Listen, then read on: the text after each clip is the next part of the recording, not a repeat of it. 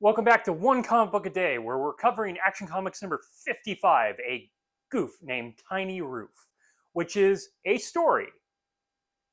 All right, I think I'm done here. Bye.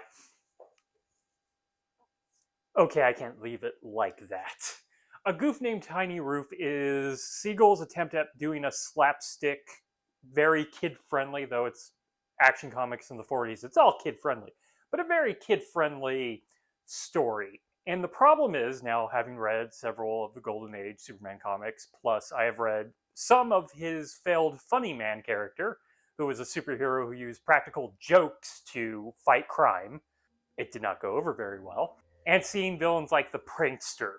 I don't think Siegel is very good at writing comedy slash slapstick. It's just not in his wheelhouse, but he keeps trying.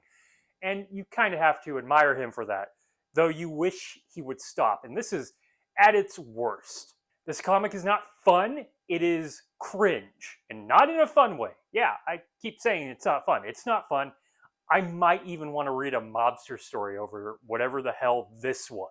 So in a goof named Tiny Rufe, God, that title, I feel bad saying it. A comics writer by the name of Al Hatt or Hattie? Syndicate is going under. His comics are failing. No one wants to have them anymore. He's given an ultimatum by Perry to find something worth publishing or else they're going to stop using him.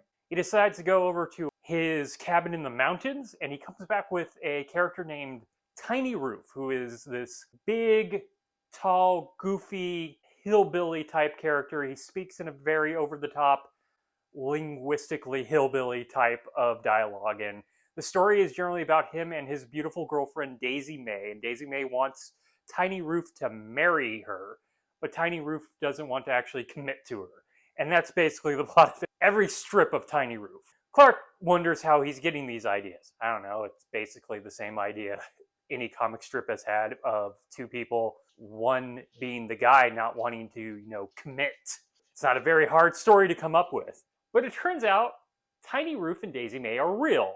He didn't even change their names. There are two people who happen to be hanging out by his cabin. He can see out the window. They never seem to be suspicious why this weird dude is staring out the window at them. Clark doesn't do anything to stop this right away, though he doesn't seem all that happy about this, as he shouldn't be. This guy's a creep. But a problem occurs that's going to hurt Al Hatt's story.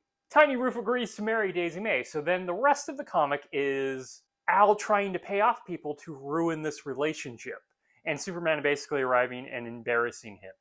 Until at the end, mobsters get involved, and both him and Tiny Rufe work together to beat them up. I honestly can't tell you how that actually happened. Sometimes these stories just kind of get away from themselves, because they need a climax. But Al Hatt at the end at least seems like he's learned a lesson, except at the end he's now going to publish a Superman comic strip, which, he's already ticked off Superman greatly. Yeah, but it's just not funny.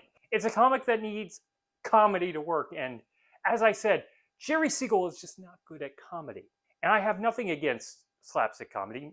There's a part of me that wonders if it's just, my modern sensibility to the story, but I still find, Three Stooges movies pretty funny. Depends on the movie. Not all of them are great, but there's some great stuff in all of them. None of this works. None of it.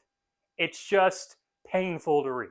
And that's it from Action Comics number 55, A Goof Named Tiny Rufe. If you enjoyed this video, please like and subscribe. Hit the bell icon to get notifications when new videos go up. I do this Monday through Friday, but Fridays is Bat Friday, where I cover a Batman story, either in Detective Comics or Batman.